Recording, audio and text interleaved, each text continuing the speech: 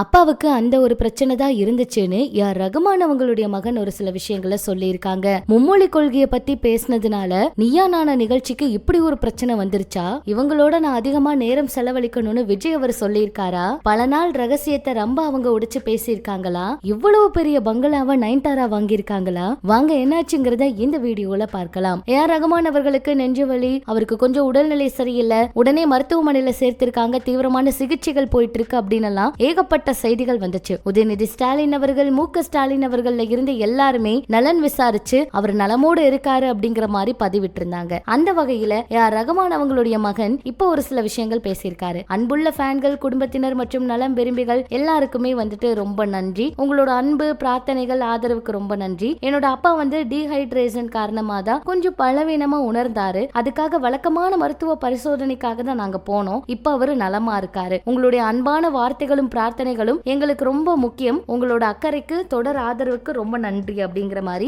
அவர் இந்த விஷயத்த சொல்லியிருக்காரு. அதாவது நம்மள நெஞ்சுவலி அப்படிங்கிற மாதிரி செய்திகள் பரவனதை பார்த்து ரொம்ப பயந்து போனோம். ஆனா அவரோட தரப்புல இருந்து அவர் சொல்லியிருக்க விஷயம் இதுதாங்க. அதே போல ரொம்ப பிரபலமான ஒரு சேனல்ல நீயா நானா அப்படிங்கிற நிகழ்ச்சி ரொம்பவே நல்லா போயிட்டு இருக்கு. இந்த நிகழ்ச்சிக்கு ரொம்பவே வரவேற்பும் அதிகம் அப்படின்னு கூட சொல்லலாம். இந்த நிகழ்ச்சியை கோபிநாத் அவர் தான் தொகுத்து வழங்கிட்டு இருக்காரு. பொதுவா சமூகத்துல எந்த பிரச்சனை இருந்தாலும் சரி, சமூகத்துக்கு தேவையான ஒரு சில விஷயங்களை கேள்விகளா கேட்டு மக்கள் கிட்ட வந்து அதை அவங்களோட மனசுல இருந்து பேச வைப்பாங்க. அந்த மாதிரிதான் இந்த மும்மொழி கொள்கை அப்படிங்கிற ஒரு விஷயத்த வந்து பேச வச்சாங்க. அந்த நிகழ்ச்சியை இந்த வாரம் வந்து நிறுத்தி இருக்காங்க.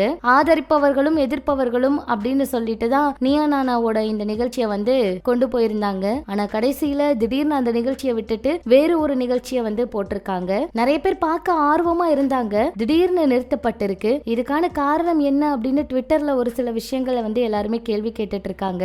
ஆனா அதுக்கு சரியான பதில் இன்னும் கிடைக்கல. பத்திரிகையாளர் ராஜீவ் அப்படிங்கிற ஒருத்தர், நீயா நானா நிகழ்ச்சி தான் மனுஷங்களோட உணர்வுகளை அப்படியே வெளியில காட்டின ஒரு நிகழ்ச்சி, சமூக நீதி பக்கம் நின்று அறம் பேசிய நிகழ்ச்சி, இனி அந்த அறமும் தொடருமா அப்படிங்கிற கேள்வி இருக்கு. கொஞ்ச நாளாவே இந்த மும்மொழி பிரச்சனை போயிட்டு இருந்துச்சு. ஆனா திடீர்னு இந்த நிகழ்ச்சியில இதை ஒளிபரப்புவாங்கன்னு நினைச்சோம். ஆனா மேலிடத்திலிருந்து ஒரு சில விஷயங்கள் வந்து இவங்களுக்கு வந்ததுனாலதான் இவங்க அந்த நிகழ்ச்சியை நிறுத்திட்டாங்க அப்படிங்கிற மாதிரி அவங்க பேசியிருக்காங்க. உண்மையா இதுதான் காரணமா இல்ல வேற என்ன காரணம் அப்படிங்கறத பொறுத்து இருந்துதான் பார்க்கணும். இப்படி இது ஒரு பக்கம் இருக்க, விஜய் அவர்கள் இப்ப அரசியல் வேலைகள்ல தீவிரமா கவனம் செலுத்திக்கிட்டு இருக்காரு, நம்ம எல்லாருக்குமே தெரியும். அந்த வகையில விஜய் அவர்கள் நான் அதிகமா இவங்க கூட தான் நேரம் செலவிடணும்னு நினைக்கிறேன் அப்படின்னு சொல்லி ஒரு சில விஷயங்கள் சொல்லி இருக்காராம். கொஞ்ச நாளைக்கு முன்னாடி ஒரு பேட்டி கொடுத்திருந்தாரு. அதுல ஒரு மாதமோ 1.5 மாதமோ ஏதாவது ஒரு படத்தோட ஷூட்டிங் முடிஞ்சிருச்சுன்னா அடுத்த நாள் அவங்களோட டைம் ஸ்பெண்ட் பண்ணல அப்படின்னா ஒரு கை உடைஞ்ச மாதிரி ஆகிரும், கண்டிப்பா அவங்க இல்லைன்னா என்னால முடியாது, ரொம்ப கஷ்டம் அப்படின்னு சொல்லி அவரோட நண்பர்கள் பத்தி ஒரு சில விஷயங்கள் சொல்லி இருக்காங்க.